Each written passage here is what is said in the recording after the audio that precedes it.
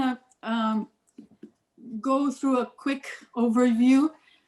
This beautiful event, I'm sponsoring it and in honor of my father's yahrzeit. We can't have in-person Shabbat Kiddush luncheons, so I'm doing this in his honor. And Elsie Solomon, we have a group of email friends who insisted, oh, can we please bring this Wolf of Baghdad to the synagogue? And I picked up on it. And so she left us soon after, so suddenly. So it's in her memory. So Carol has said that she will explain the format of the presentation, then a 10-minute video preview of the work with a musical soundtrack will come in, and then there'll be a slideshow lasting 25 minutes and some historical context, and then a discussion with Gladys Daoud and I, your interviewers, with the audience. And now let us hear a few words from our dear president of the Babylonian community, David Nathaniel. Thank you, Sandra. And, you know, as president of the Jewish Iraqi community of Montreal, and also as executive vice president of the Spanish and Portuguese synagogue in Montreal, I'd like to welcome everyone, all the participants here, warmly welcome you. I am you know, humbled to represent our community and to follow in the footsteps of great leaders, including Albert Shahmoun, Haron Katan, Anwar Shaheen, and many others. And I'd like to thank Carol for taking the time to present your book to us. I know I'm very excited. I'm sure everyone else. I can see we have around 70 participants, so that's pretty awesome. And of course, thank you to Sandra and Gladys and everyone else hard to put this presentation together. And really, Sandra, you mentioned Elsie's name, and it's such a tragedy to have lost her. But it's wonderful that you know, we're all remembering her right now. So that's good. So you know, Montreal is, you know, proud to have a very vibrant Iraqi Jewish community that dates back to the 50s, when immigrants such as my parents, who arrived here in 52, came to Montreal. Many of them, I think, came to Montreal thinking that this was a stepping stone to get into New York or somewhere in the US, but ended up staying here and building a fantastic community. And I can say that, you know, my brother, my sister, and I grew up with the Spanish being, you know, an important part of our upbringing. And what was a predominantly Ashkenazi membership when the Iraqi community started to grow in Montreal was really complemented by the influx of Iraqi families that came to Montreal, and then ultimately has seen other communities such as the Moroccan, Egyptian, Syrian, Lebanese, Ethiopian, and others join to make up the wonderful fabric of our congregation. And I'm proud to be part of, you know, an Iraqi Jew and part of the greater Iraqi community that is spread around the globe. I think as a community, you know, we've had many wonderful accomplishments, and again, I'm honored to be the president of the community here in Montreal. So thank you very much. Thank you so much, Daniel, for your beautiful words. Why don't we ask Edmond if he's there? Edmond, no, he's not in. Yeah, he has an important meeting. Let's ask our gorgeous cantor, Daniel, to sing us a song that he chose. Can you unmute him?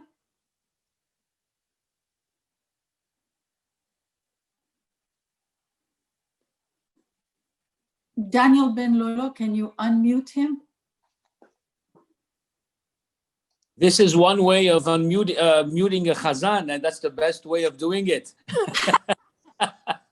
When you're tired in the synagogue of listening to the chazan, you just put mute.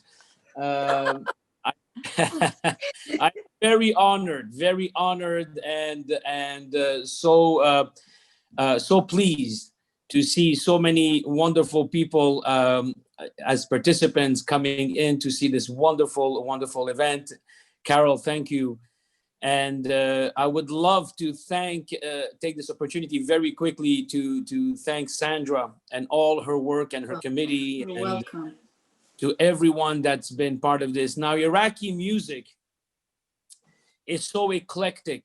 And one thing about the Iraqi music is so important, sorry about that, it's so important is that the most important thing about Iraqi music is that it's emotional. It's a very emotional and very heart-wrenching when you listen to it. And I had the pleasure of having Anwar Shaheen, Alava Shalom, and his brother Albert teach me some beautiful tunes before the high holy days. There's one tune that I really want to share with you. I'm going to cut it very short. It's a longer tune, but I'm going to cut it very short. It's from the Shabbat service, and it's called Mizmor LeDavid. That I think it's appropriate that I sing it now because David just finished speaking. So let's sing about Mizmor LeDavid. I just want to add, this whole program is all your fault because you said you want to do a film series, and I said, oh, I have one for you. Yeah, there you go. You see what happens when you say something to Sandra? It happens. It becomes reality, Baruch Hashem. So without further ado, let me just sing a snippet of this beautiful Friday night service, Mizmor LeDavid, when we bring in the Shabbat, and it's in the Iraqi makam of Rast, which is one of the makamot. Mizmor LeDavid, Havu l'Adonai b'nei Elim, Havu l'Adonai kavod va'oz, Havu l'Adonai kavod shemo, ishtahavu l'Adonai behadrat kodesh, kol Adonai alamayim, el hakavod irim, Adonai almayim rabim, kol Adonai Bakoach, kol Adonai behadar, kol Adonai shover arazim.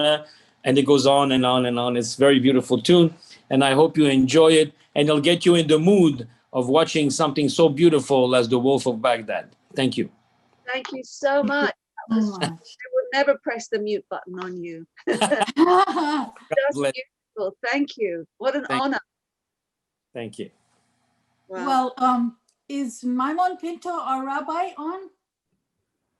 I don't think so, Okay. Sandra. I haven't seen him. Gladys Daoud, do you have a word to say, my dear? She's my partner in this, and she's the most amazing person. With so much in her background, talking to Jewish schools, and please, Gladys Daoud, tell us a few words. Let me unmute her. Where is Gladys? And then we'll, there are already 84 people here, you know, that's a very large audience. Very nice. We're so honored that you all joined us. Gladys, please say a few words. Okay, now that I'm unmuted, first of all, I would like to say that your book, Carol, and your artwork, the comics, the music has been a big revelation to me. It has allowed me to delve into my past, coming from Iraq, which I left behind, and I didn't want to touch it for a long, long time. So you've enabled me to get in touch with that part of my own history. So I'm delighted with your work. And I reserve all my questions for the question and answers, but I want to say a word about Sandra. Thank you, Sandra, for making this event happen.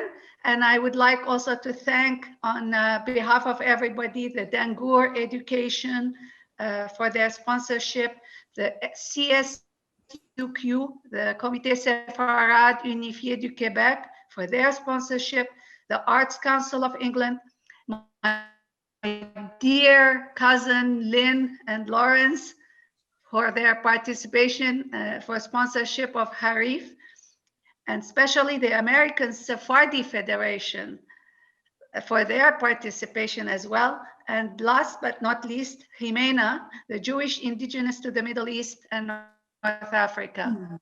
Thank you all for your sponsorship of this very, very meaningful event. Thank you. So Carol, please take us on this journey. Okay. Well, thank you again. Bonjour tout le monde. Don't worry, I'm not going to inflict my terrible schoolgirl French on you. I will speak in English if you don't mind. But thank you so much, Sandra and Gladys and the Spanish and Portuguese Synagogue of Montreal, all your congregation, everybody, whoever's, I see people coming in from Ireland, from England, from America, from Canada. So thank you all very much for being here. I appreciate it. So as we said, I'm going to show you a little clip of the animation, because this book is also an animation, and you'll get a bit of an idea about what it's all about, and there'll be a bit of music. So I am going to show you something, a bit of music here.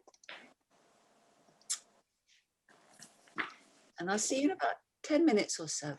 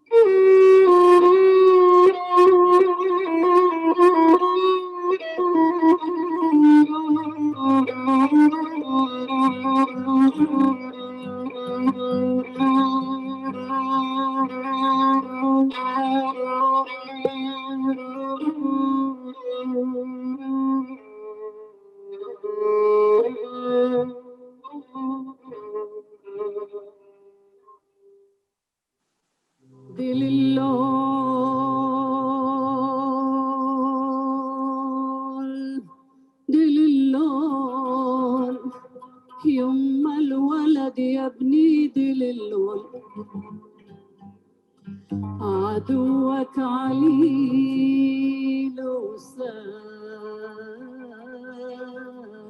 الجو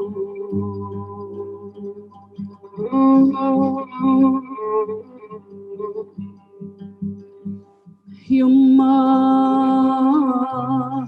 يما أوف يما صار جبل بيني وبينك يا يما ترى ناد عيني تشوف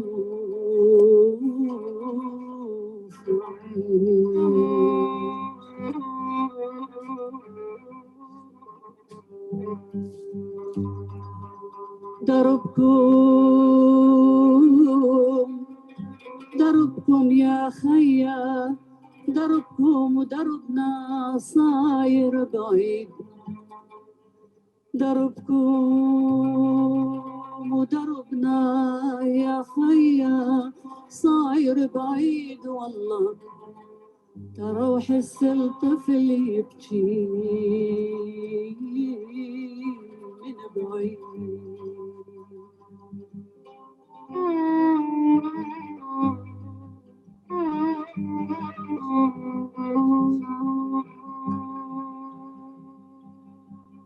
يما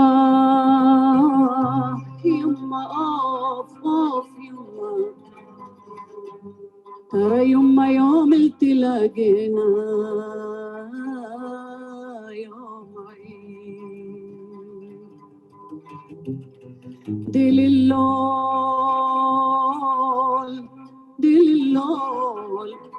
يما الولد يا ما يا عيني للنوم وعدوك عليل وساكن الجوع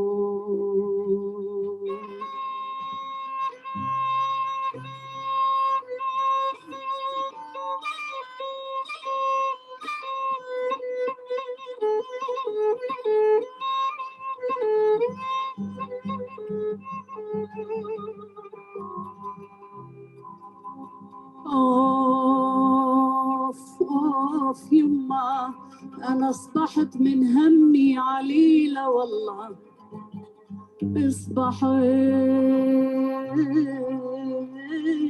من همي عليلة ترى وصاب عليا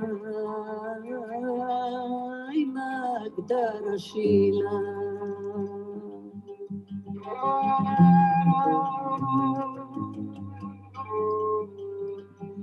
دل اللول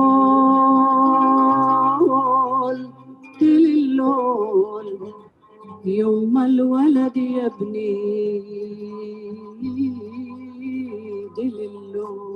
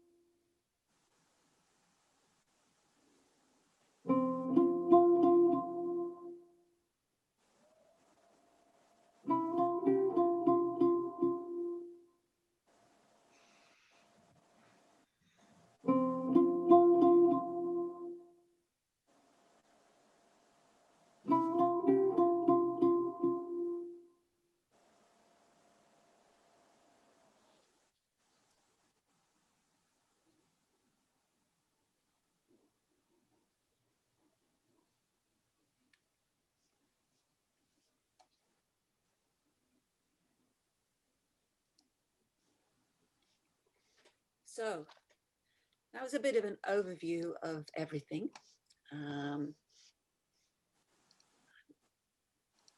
Just going to share the screen, and I'm going to do you a little presentation about the background of the book and the making of it.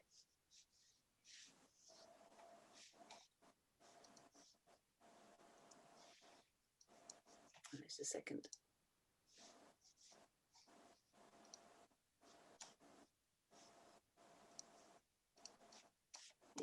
Okay, cool.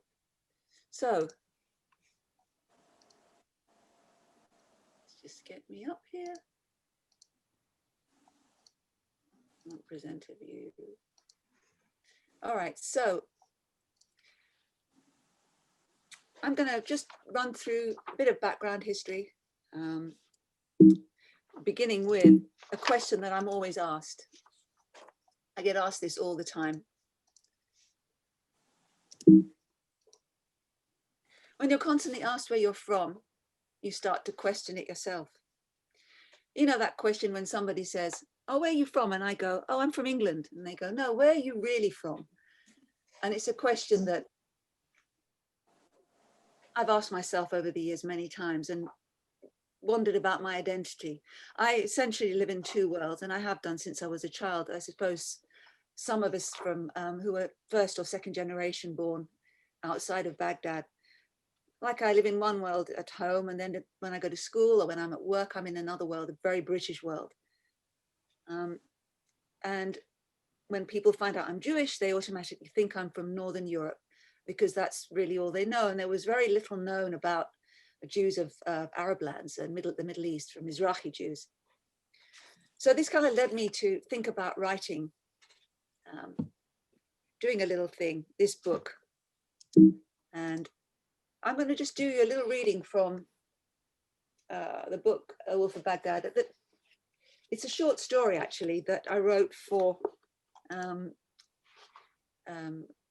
feminist comics anthology. It was my first foray into anything longer than a single panel gag, because as a cartoonist, I usually do kind of slightly surreal, humorous gags, you know, just one panel and that's it. Nothing long form. This book is actually my first ever long form book. But this little story I did called Deep Home, and it was about growing up in England and your parents coming from somewhere else. And when my editor saw it, she said, "Well, why don't you put that in the afterword at the end of the book, and it will give, you know, the readers an idea of your background, especially, and a background of your family." So I did, and I'm just going to read you a little clip of it. So, I'm a musician and cartoonist, first generation elder daughter born in the UK to Iraqi Jewish parents. Although we lived in a quiet and genteel suburb of London, I lived in two worlds, the England in which I was born and the lost world of my Iraqi family's roots. Our suburban house, normally a cold and self-contained unit, would come alive one Sunday each month during my childhood, when business associates of my father would visit us for afternoon tea. My father commuted to the city every day, where he ran an import-export business. Dapper in his pinstripe suit and bowler hat, he would often cut a rose from our front garden for his buttonhole, quite the English city jet. Though I never did find out what it was exactly that he imported and exported. The last of our family had fled Iraq by the mid-1960s, and to all intents and purposes regarded itself as British, settling quietly and without fuss into suburban London. There's me in pigtails in the 70s. Our Sunday visitors to the house were mainly my father's non-Jewish business associates and their families from Iraq.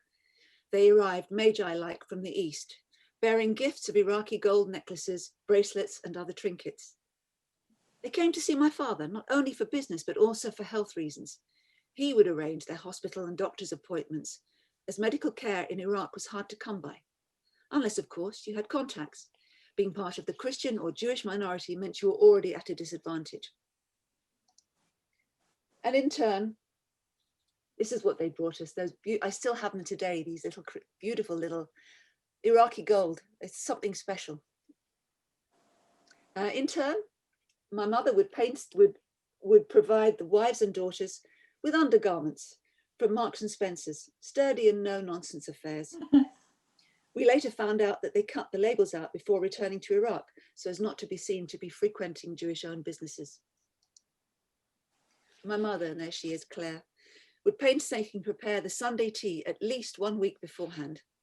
The traditional Middle Eastern delicacies were all meticulously made by hand, taught by her own mother. Baklava, layers of thin pastry, filled with chopped nuts and sweetened with syrup. Sambusak, half-moon pastries with a cheese filling. And batbat, little round cookies stuffed with dates and sprinkled with sesame seeds. My mother would also add what she thought to be a traditional English touch, small rolls filled with cream cheese, egg and cress, or smoked salmon with little twists of lemon. This feast was wheeled out on her pride and joy, the gold and black hostess trolley. The silver tea set, a wedding gift, would be polished and buffed the day before and sat atop, along with the silver teaspoons and miniature cake forks. Her best china plates, a neatly folded paper napkin carefully placed in between each one, was stacked underneath. Well, that was my mother and her very English Arabic tea for the guests. Yeah. And that was how I grew up, with a household that spoke Arabic in the house, and I spoke English outside. It's a bit of a history lesson for those of you who don't know, in case you don't know, I'm sure you all do. But Jews have lived in Mesopotamia, now Iraq, for over 2,600 years, since being brought there by Nebuchadnezzar in 586 BC. By the 1940s, they accounted for 1/3 of Baghdad's population. And within a decade, nearly all 150,000 of Iraq's Jews had fled. Today, fewer than half a dozen remain. I'd like you to meet my family. We saw them earlier. This is the Damgur family in Baghdad, 1910. That is the chief rabbi, Rabbi Ezra Damgur.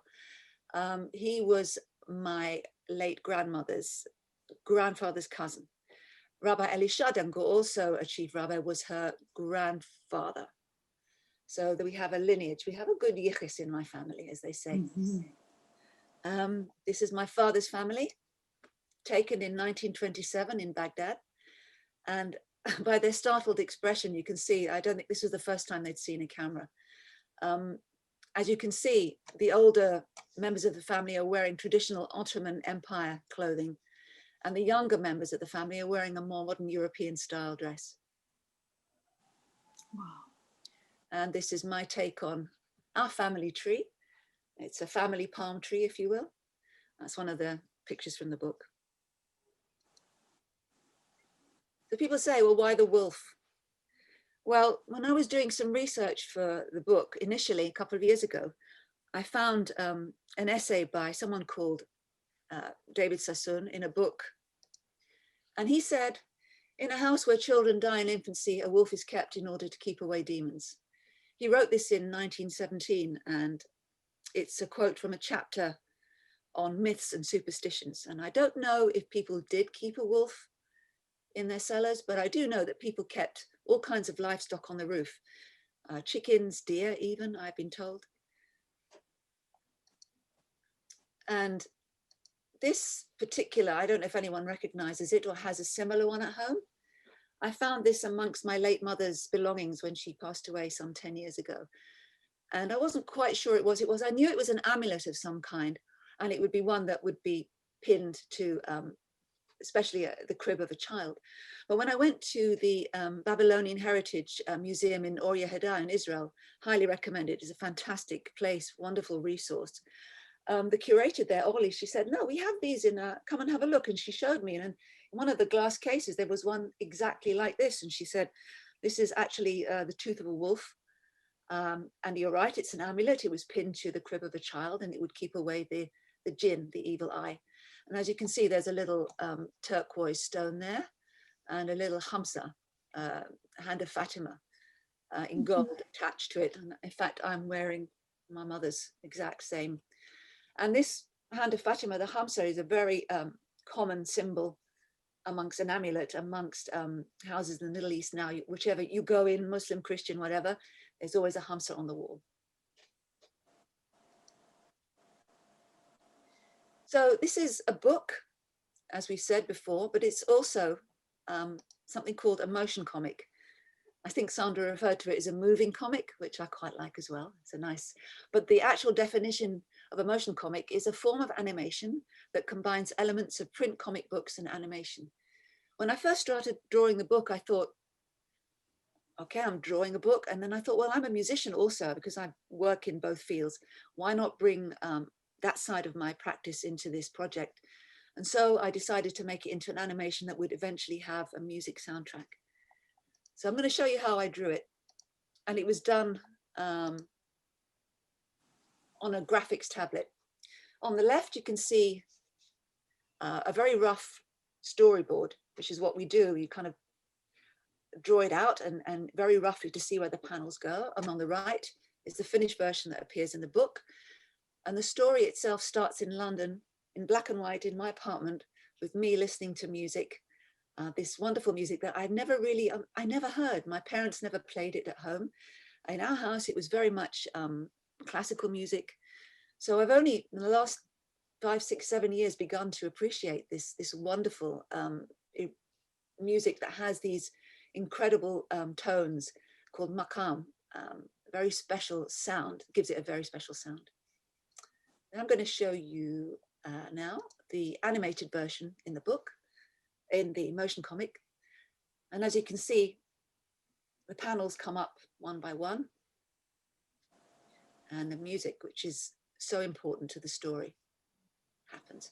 And this book actually was done with very little text.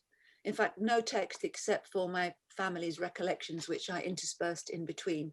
I'll talk more about those later. So during my research, I wanted to find pictures of how Baghdad in those days looked, the old Jewish quarter. And there were a couple of things I found online, such as this one taken in the early part of the last century. But there was very little, and we didn't have very much for sure in our family. And so I was keeping a blog during the research and development part of this project as part of the deal with the Arts Council England, because they wanted me to show people how things were progressing and what I was doing and how I was drawing it. And through the blog and through Facebook, I found I had followers based in Baghdad, in Iraq itself, which was amazing. And a couple of them, like some young students in Baghdad, came to me and were asking, you know, who are you? What are you doing? We're so fascinated. We've never heard of this story. Who are you people? And I got talking to them on Facebook. God bless Facebook sometimes. And I said, do you mind going into the old quarter, the Jewish quarter, and take some photos for me of what the houses look like now? And they did, bless them. I got these, and it's quite sad to see they're in such disrepair. You know, these once beautiful homes that our families lived in are now just crumbling away. And there's no infrastructure to renovate them or rebuild them even. As you can see, beautiful, they're called shanashil, I think, these balconies that you would sit in and you would regard the alleyway below in privacy because you had these shutters. They were very specifically built as well. The Jewish house had a very certain style. It had a quarter. It was the four side. There was a kind of a bit in the middle which was open to the elements, and the house surrounded it. So this is my working space. As I said, I've done it all digitally. Normally I work in pen and ink, but for this project, because of the element of the animation, and also I happened to be traveling over the last couple of years on tour with my band. And I had to have a way of just being able to pick things up and just work, whether it's in a tour bus, in a hotel room, in a car. And I could do that, I just plug it into my laptop and off we go. And this is my workspace, actually. This is how it looked. I used a software program called Photoshop, which is a graphic software, very basic, just to draw and put things into pages.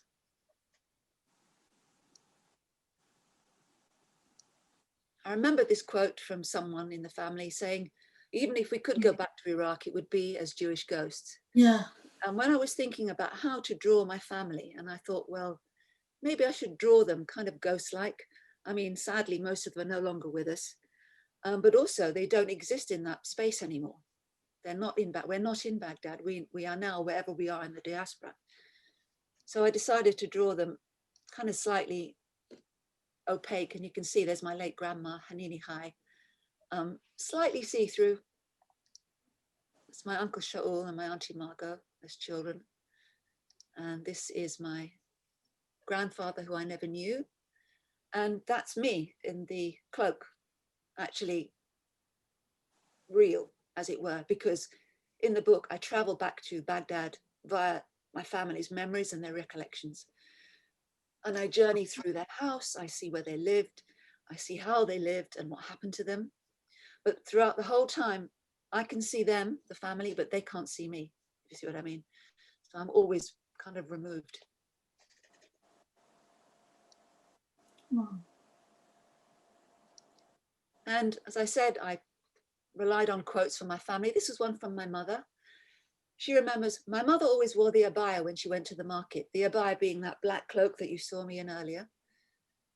And this is a page from the book based on that quote. And it said, my grandmother leaving the house, putting the abaya on so that she would blend in with all the other women in the street and going to the market. Now in our house, as in our house at home, but in their house, they spoke Arabic, but it was a special dialect. It was Judeo-Arabic.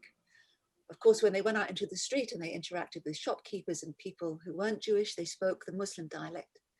So they would not be mistaken for Jews. They would blend in very well. And my grandmother obviously was used to this.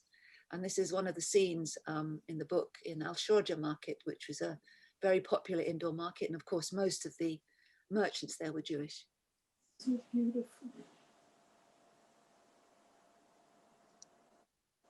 Here's another memory from my late uncle Nassim.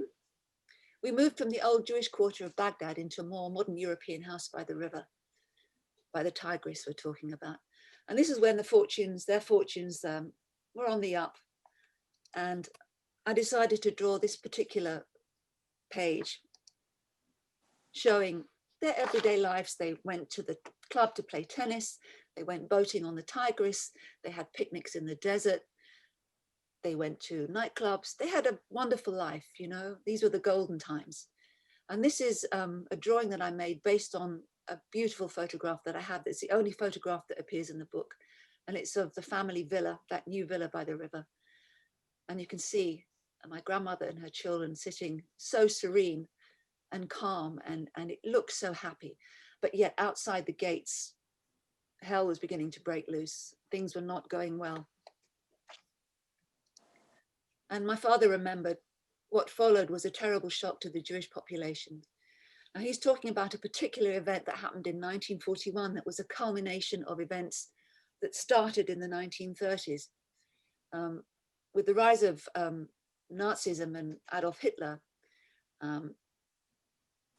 there was formed a particular bond between Germany and the Iraqi government at the time. And so much so that in 1939, the Iraqi government adopted the Nazi model of teaching for their schools. And there was this drip of anti-Semitism through the 30s, harassments, some hangings, some assassinations, and people were you know, that drip, and it culminated in this one terrible event. It was as a result of a military coup that left Baghdad essentially without rule. And for 2 days in 1941, something called the Farhud happened. A Farhud being an Arabic word for pogrom. And they say that several hundred people died, although we don't know, we'll never know the exact number. But many Jewish businesses were looted, and many houses were ransacked. Babies were killed, women were raped. It was a terrible 2 days.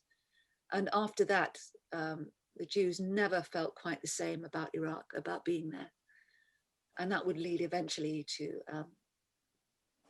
their leaving. And this particular sequence from the book shows particularly that, where the mood turns very dark. There are hangings, there are bombings, there are killings. And the changed atmosphere that was left meant that a lot of people were thinking, what are we doing here? Why are we here? They weren't allowed to have businesses. Their bank accounts were frozen. Many, many strictures were placed on them.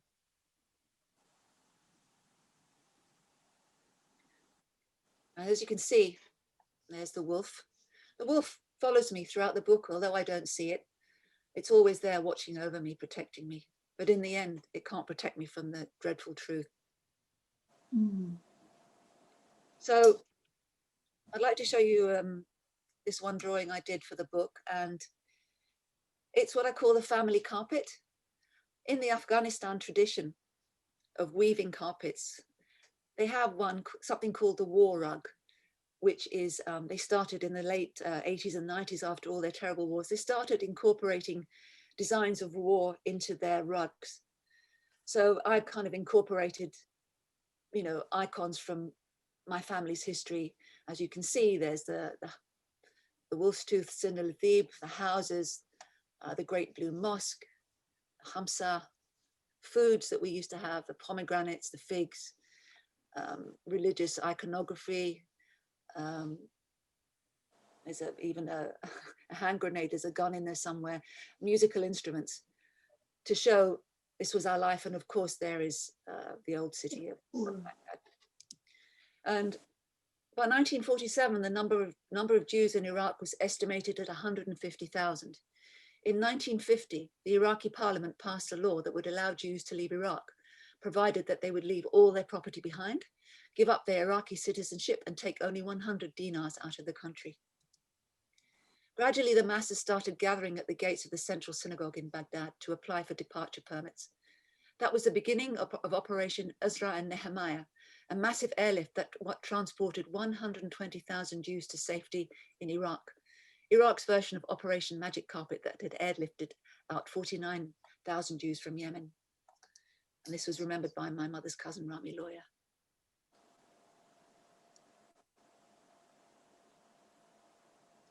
So coming on to the musical aspect of the work, as featured in the motion comic. This is a band called Ayin that I'm part of. It's a new band that was formed a couple of years ago by Daniel Jonas, the singer here in the bottom right-hand corner. Three of us happen to be of Iraqi Jewish parentage. The rest aren't, but they are all expert in Arabic music particularly.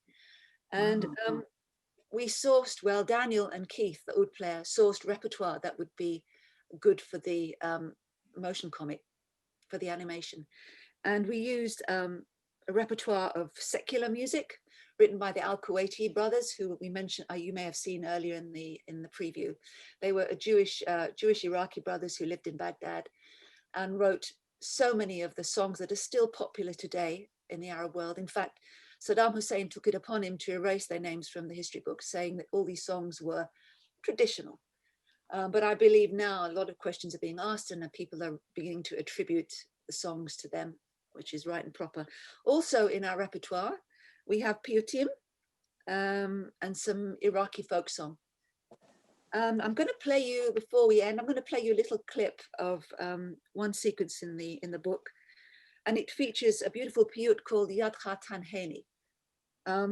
This is sung by Daniel, our singer, with accompaniment with Qanun. And it's a piyut was written in the 16th century by Yisrael Najara, who wrote the text. And the melody is traditional Babylonian Jewish. And in this particular sequence, I'm in my family home in Baghdad exploring, and I come upon my grandfather.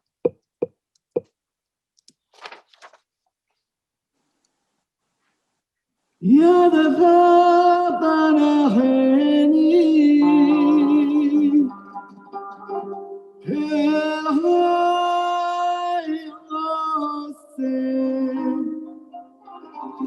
وطه ذهني ضمير راشد حشت لا نحلق بداوير وغبنا حنا ببني شاي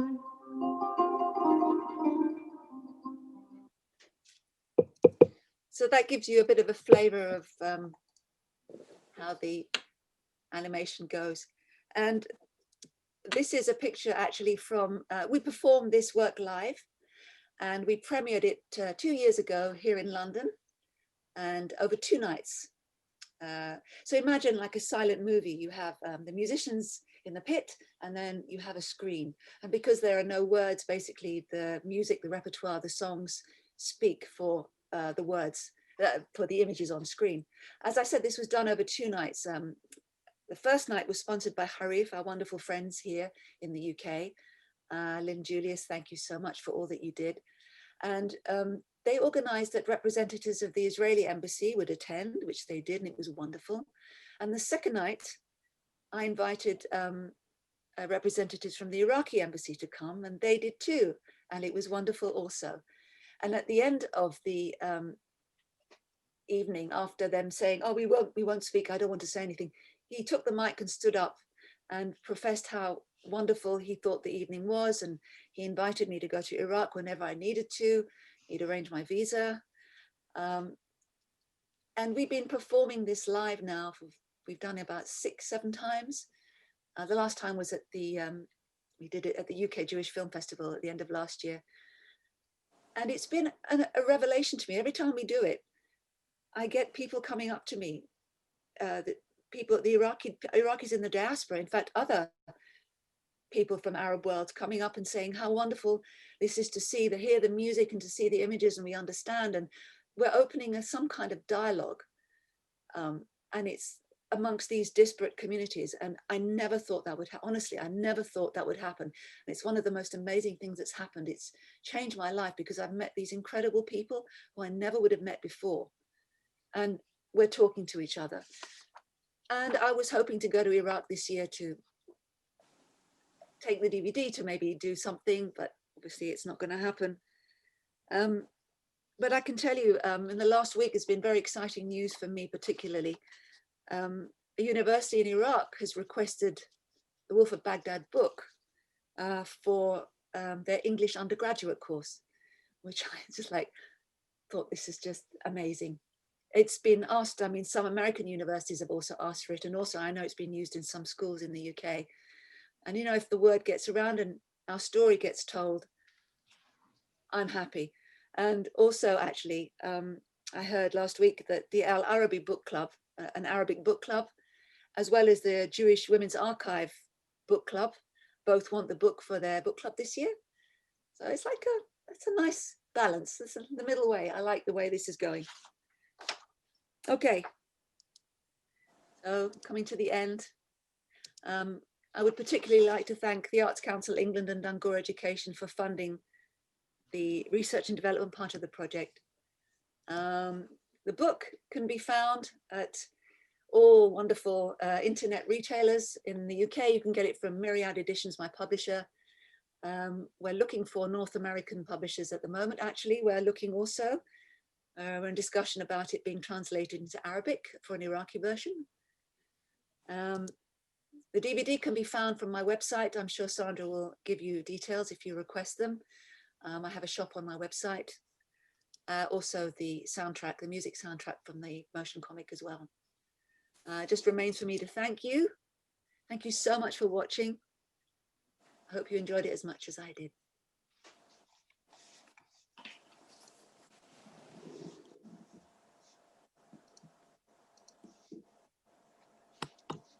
Okay. Thank you so much, Carol. This has been a Persian carpet journey, a flying carpet journey to our, it's so up close and personal. It's almost impossible. It's not very credible, but I guess we're all here and we believe it. It's so beautifully, it's a masterpiece. I mean, I do artwork and it's very hard to get out of me a kind word about art. You know, I went to Rhode Island School of Design and I had 2 genius friends. We were like the 3 musketeers. They would never show anything to the teacher without running it by me. And you have transported me to my soul. Thank you so much. I would love our wonderful Gladys Dawood to start a discussion. Please, Gladys. Thank you very much. This was a wonderful, wonderful experience. Thank you for sharing it with us. I have many questions, like I said, and you have touched on some answers already about most of them, but I'll still try to maybe you can give us more information. The wolf, because it's right in the title of the book. And the wolf, as you say, is your companion. The eyes are there, but I noticed that it comes alive towards the end. And to me, what I read into it, that it is the witness of destruction and devastation that happened to the Jewish community in Iraq. And to me personally, the wolf has failed to deliver what it's supposed to do, which is protection. Is that a correct interpretation, and what would you like to say on it? Perhaps you can take it as you wish. It was always a myth, this idea of a wolf in your cellar. Perhaps it was a hopeful emblem to have in your house, you know, the wolf's tooth. I mean, so we're such a superstitious. I mean, my grandmother, I remember her being so superstitious that if I said something, she'd be, you know, immediately everything, she'd be, you know, praying and saying something. I don't know, but I have to tell you one thing. When I had because there's an Iraqi version of the motion comic with subtitles in Arabic. I found an Iraqi interpreter to do the translation for me, and he came back with a story that his grandparents who lived in the south of Iraq in the marshes near Basra, they told a story about going into the marshes. They used to go and shoot duck and geese, and they found one day a wolf cub, and they abandoned, and they took it home and they raised it, and it became a guard dog for them. So maybe these things do happen, I don't know. But yeah, all that she has left, really all that we have left is this little amulet. That was all that was left for me. Okay, thank you. I have another question, unless participants have other questions that they can put on the screen. So my other question is, you have shown your DVD, you have shown your work to other than Iraqi Jews or Jewish participants.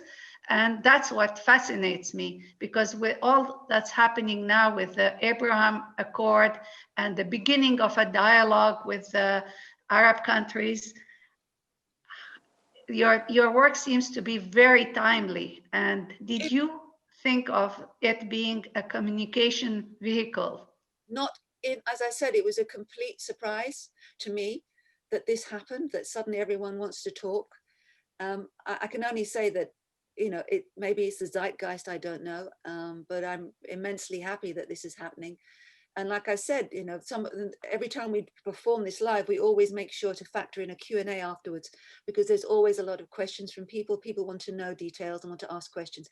And I've often had, oh gosh, one in SOAS we did in London, this gentleman in the front row stood up in, obviously Iraqi, and he was crying. He said, "I'm so sorry for what we did to you." And I said, you know, wow, really? Yeah, it's, you know, it's things like this. And there was a Syrian woman who stood up and was very moved, and she said, "Did you speak what was it, Yiddish in your house?" I said, "No, we spoke Arabic." And actually Edwin Shukr was on the panel with me, and he spoke to her in perfect Arabic, and she was shocked. She was like, "Oh, you're just like us," you know. So as I say, the music really speaks to people as well, because everybody knows the songs, the secular songs that we play, Surreal McCoy, I don't know if you know any of them, they're very popular across the Arab world, and people know them already, that they were written by Jews they didn't know. And so we already have that in common. So music is one way in. But then also the drawings, they recognize things like sleeping on the roof. Other Iraqis would recognize that instantly. "Oh, we used to do that. You know, we recognize." We used to do that in Tehran. You did? See? We did. Same thing. Carol, I want to say one thing about your art. It's the medium that you used and its delivery. It speaks not only to us, the older generation, but you're meeting the young people where they are, which is very important to me, to all of us. Every church, every synagogue, they're all trying to get their young people to come. I work as the archivist of the Anglican Diocese of Montreal, and I know even they're trying to they're doing everything, cafes, whatever.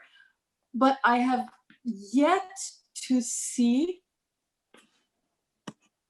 a vehicle so eloquent that helps connect people to a certain truth in such a beautiful, beautiful way. It's like, it's hard for me to put it in words. That's how good it was. Thank you. I really appreciate you saying that. And of course, I'm so glad when we get feedback like this. It's very hopeful for the future. You know, what can I say? You know, we have so much more in common than divides us, right? For sure. And one thing that I want to add, which I can't say it loud enough, is that because of the way it was so particular to our story, the Iraqi Jews of Baghdad, because of the form and the delivery, I think you have been able to reach the hearts of anyone living in any part of our earth who is trying to find freedom. Yazidis, name them, there's plenty. I think because of the way you made it so particularistic and so, the word in French is fidèle, to our story, our persona.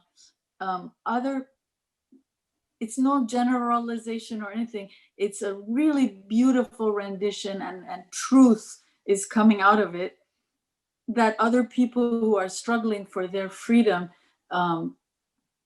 I think they'll melt right into this. Also, I found I was promoting it a lot around comic festivals and book festivals and non-Jewish, you know, wide world. And I get a lot of feedback from people who have parents who come from other countries, whether it's Jamaica, Sri Lanka, Afghanistan, whatever. They say, I know this feeling of this wonderful Finnish word, kaukkaipu, of this longing for a homeland you never knew, this kind of nostalgia for somewhere that you never grew up in. And it's from what you hear from your family, you know.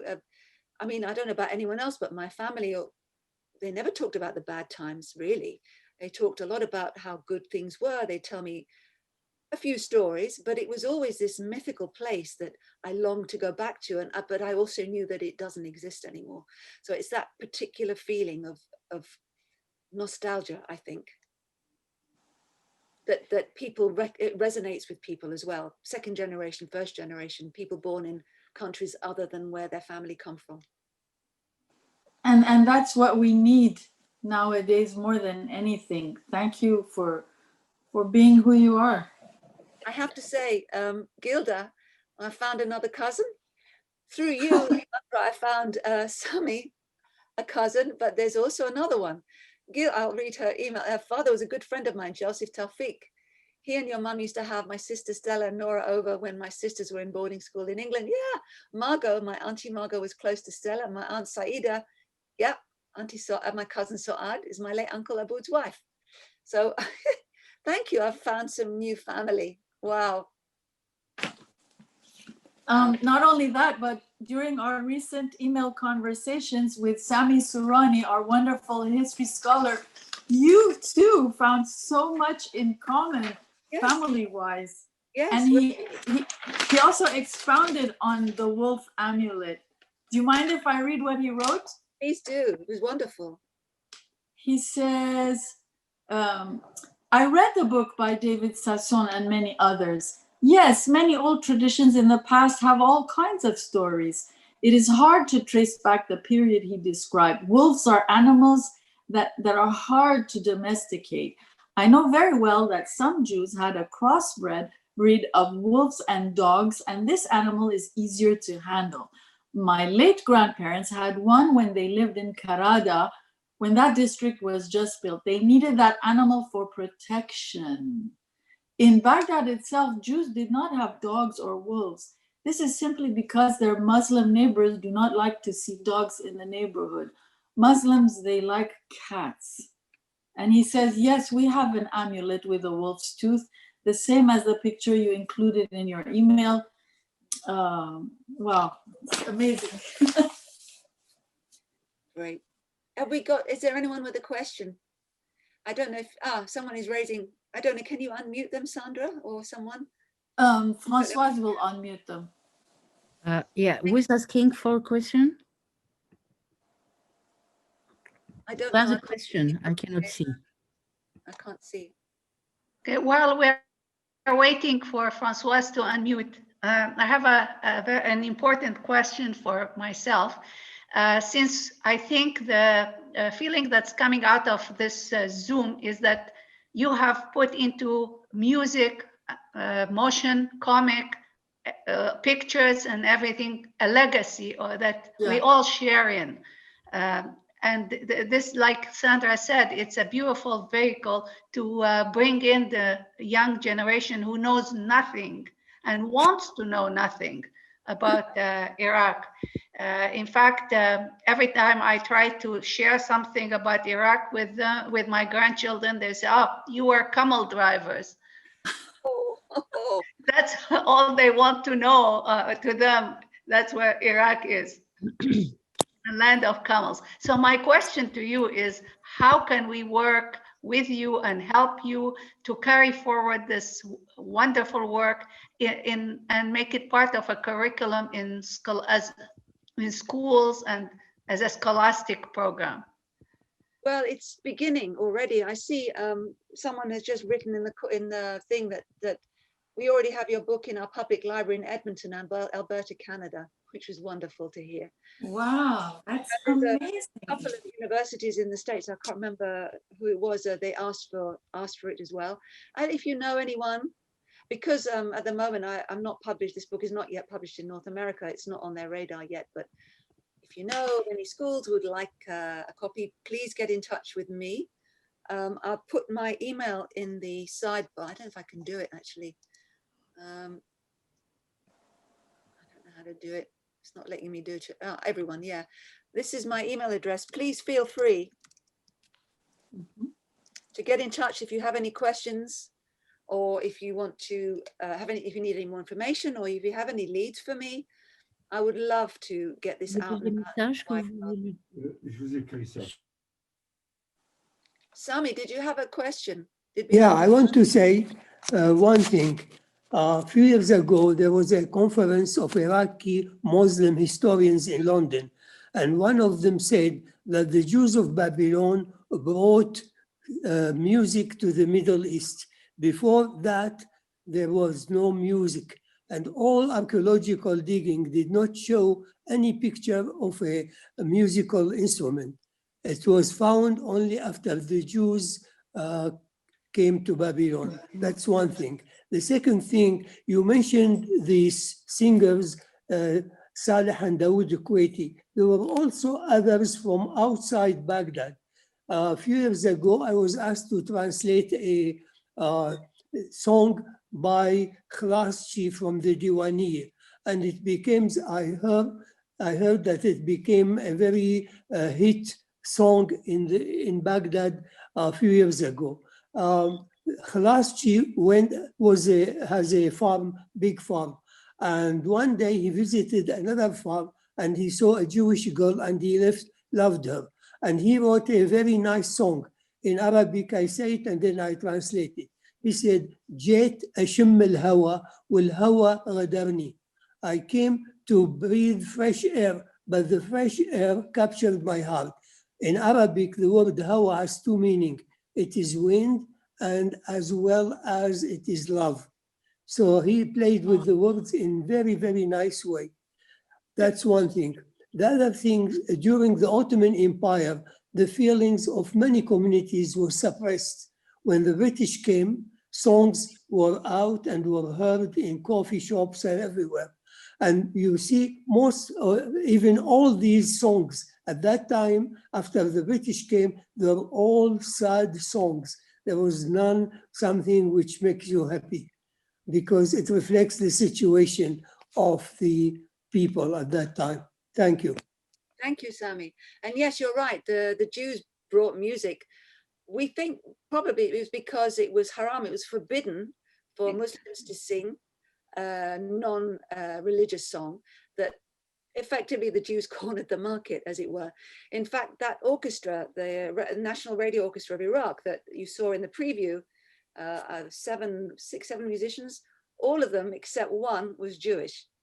Yes. Jew was the dumbuk player, right? And there was a story that goes that one of the kings of Iraq complained and they would perform every night live on the radio. And one night the king said, "Why is there no music tonight?" And they said, "Well, it's Yom Kippur. It's a special day for the Jews, and they're not coming out to work." So that's how important we were.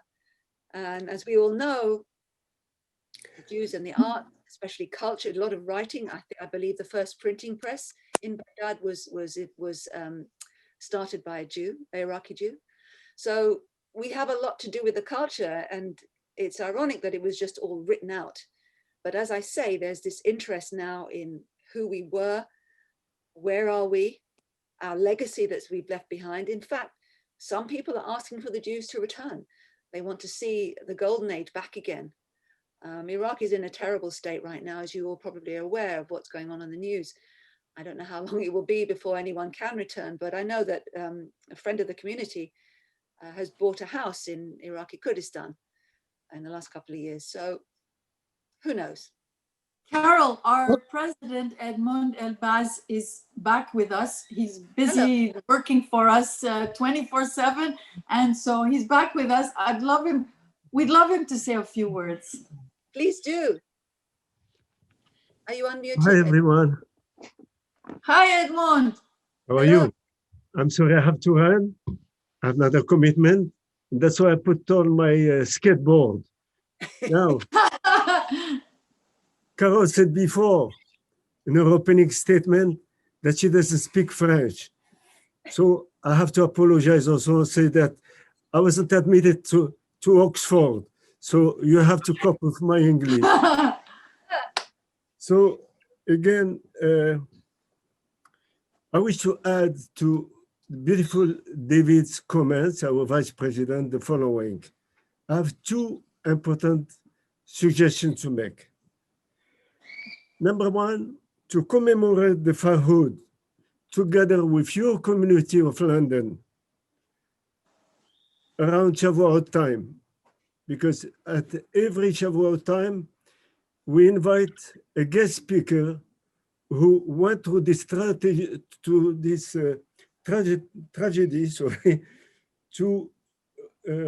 give us his testimony. And usually it's very emotional one, very moving one, but it's something that we have to keep going always. Second, we must reach out to our young generation, our young adults, and teach them about the history of the Iraqi community, about the Farhud, about the legacy and tradition of their ancestors who left us the beautiful gift of the Talmud. I'm absolutely dismayed that when I meet any young Iraqi adult and ask him questions about his ancestors, his history, he's completely oblivious. He doesn't know, or very, very little. So please, it's very important that we concentrate on these two issues if we want to preserve the heritage, beautiful heritage of the Iraqi community. Thank you to all. Thank you for joining us. והצלחה רבה, אינשאללה טובה. Thank you so much, Edmund. Shana Tova to you as well. Yeah, before there are any other questions, I just want to share with all of our friends that you can join in 1 week's time on the first session of our spring program of the Women's Learning Group, coordinated by Gladys Moalem. And here is the poster. It's the Israeli consul who's going to talk about the effects of COVID on Israel. And another thing, Carol allowed me to talk about my father's book. Here it is. Now more than ever, we need to read things like this and listen to things like Carol shared with us. His book is called The Book, A Humble Quest into the Hebrew Scriptures. And I cannot stress enough that, you know, our president, when he first became our president, he promised that his number one priority is to bring, you know, the young people back. Now, I want to share something with you because it hit me very recently it hit me like a bombshell. When my daughter was in first grade and we had to do homework, I would stop her in the middle of a sentence to go back and correct the reading of a certain word. And she'd say, no, we have to continue. And then I realized that the teachers put this in their head. And this is a big deficiency. The system has made it in such a way that the state has become the parents of our kids. Because they thought that the digital world that these kids are going to grow up in, now I'm talking 20 years ago, is going to require that they go fast, and they follow. But then it's all emptiness that you're learning. And I was sitting in the kitchen on the kitchen table of no other than Ariella Kotler, who is the wife of our former Canadian Minister of Justice. And she has done a lot of work in the Federation CJA. And she told me, yes, Sandra, you are right. The Ministry of Education, and I'm sure it's everywhere in North America, they made it so. And they told the teachers, this is how you have to progress. This is the mold that we're giving you, and you have to follow it.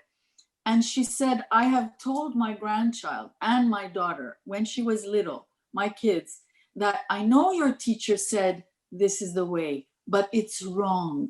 And I'm telling you as an educator. So I cannot stress how important it is, your work, because you're bringing it to where you're meeting them where they are at.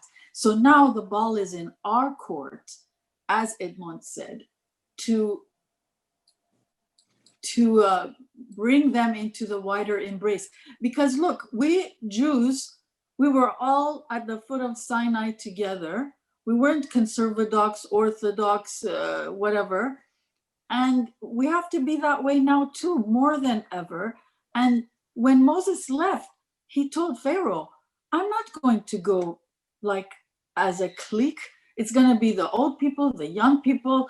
There weren't wheelchairs in those days, but those who are infirm and the young, all of us together. And so, like, what's wrong with us Jews nowadays? We need to be the same way as we were when we left Egypt with Moses. And you're giving us a tool. And I cannot thank you more. You're so welcome. Thank you very much.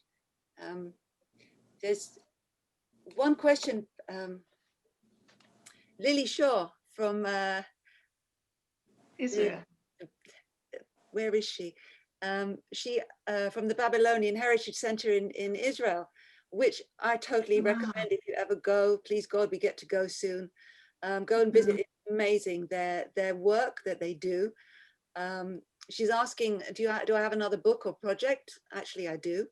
And it's another one with my family, because my family, God bless them, they got around. And on my father's side, some of them ended up in Burma. And I'm going to do something about the family in Burma. They all left in 1942 when the Japanese invaded. And there were some musicians in my family on that side, which I didn't know about. So that's my next project. Any other questions? Yes, Emil Cohen. Thank you, Emil. There's a website that has many of the Saleh and Daoud al-Kuwaiti songs on it. www.alkuwaitievent.com. You listen to some of the Iraqi songs. It's a great resource. He's done an awful lot of work to put that together.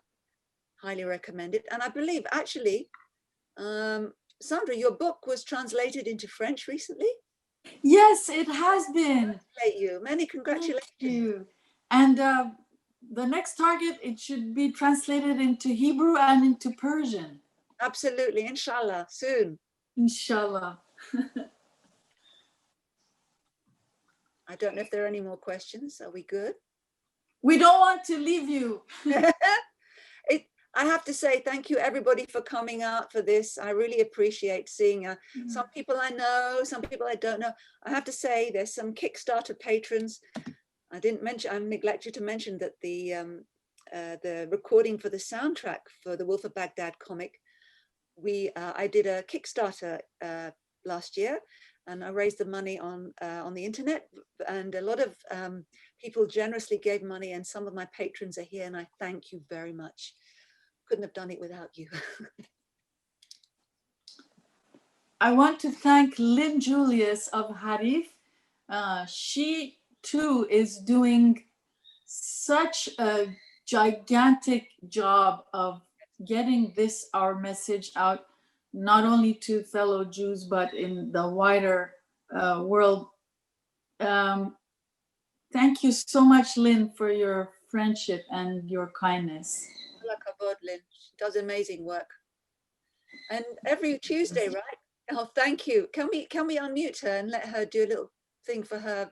Absolutely. I'll ask you to unmute her.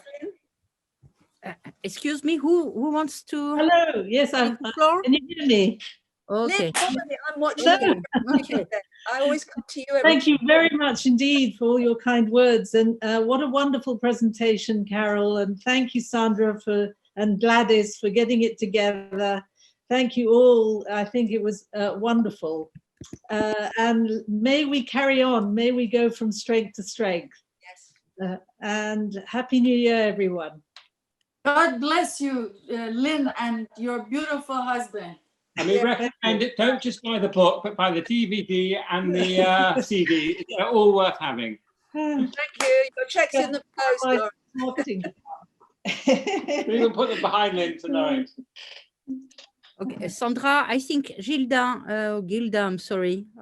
You wanted to say something. Yes. Unmute. You just have to raise your voice, please. Can you hear me? Yes. Yes, we can. Okay.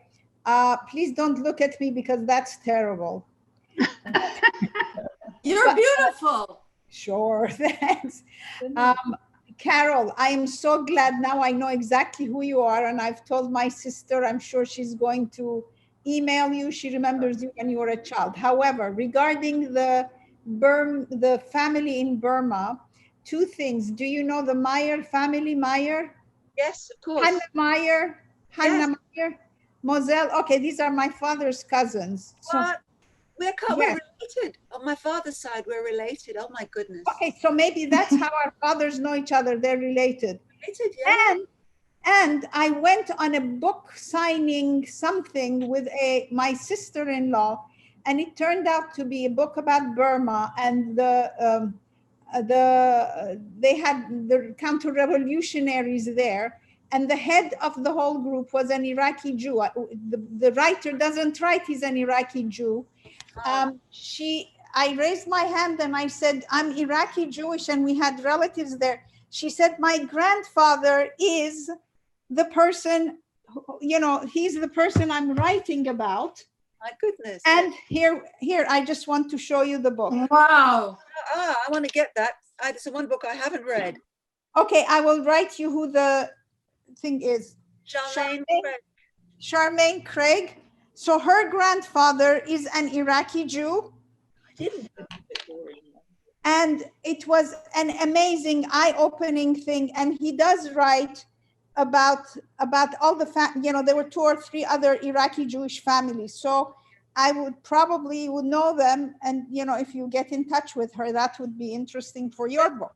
Let's be in touch, because I'm doing some research on that. So anything you have will be very helpful, of course. I'm a very illiterate person, but my sisters, read well.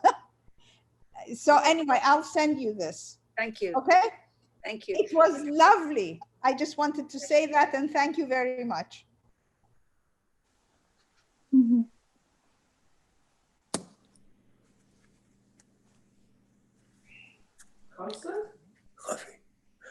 Thank you, Carol. You did a great job. Excellent presentation. Thank you. Thank you very much. Emails. You're welcome.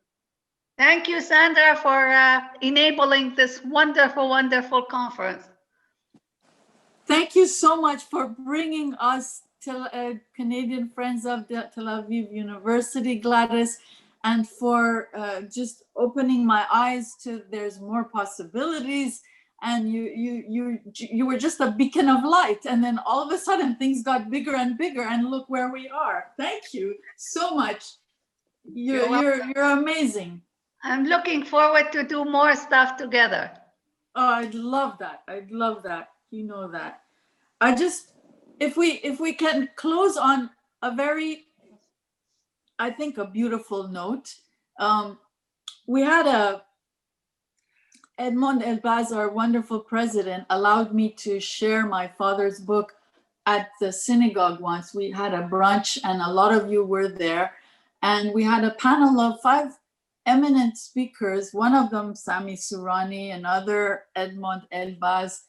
We had Dr. David Ben Susan, we had Rabbi White, and we had Naim Katan, the amazing Order of Canada, Order of Quebec, Iraqi Jewish author of Montreal.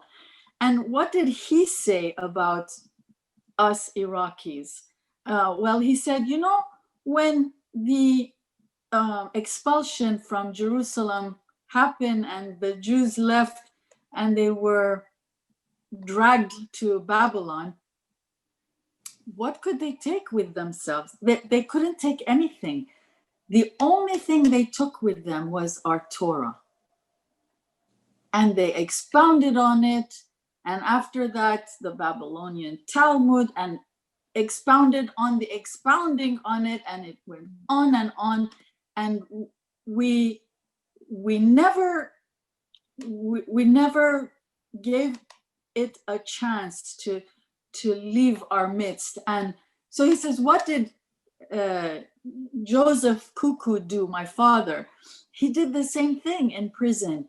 He took the Torah and he expounded on it. He translated it to his fellow cellmates to help them live through their trauma.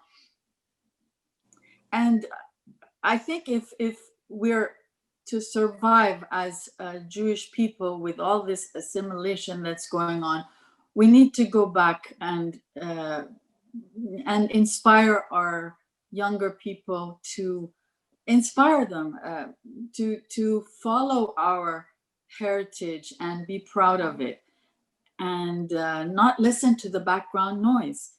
And so once again, what you have given us is a real gift. I don't think you realize how big it is.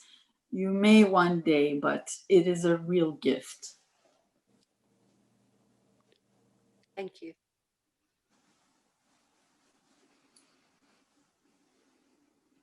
So Chag Sameach, everybody. I really want to thank Gladys, Daoud, and I really want to thank the office staff. They're always there for us. They are the stars in our midst. Françoise, I cannot thank you enough. You're so à l'affût And thank you. That's all we can tell you. Thank you so much from the bottom of our hearts. Thank you. Bye, everyone. It's a pleasure. Bye. To be here. Shana Tova. Shana Shana Tova. Tova.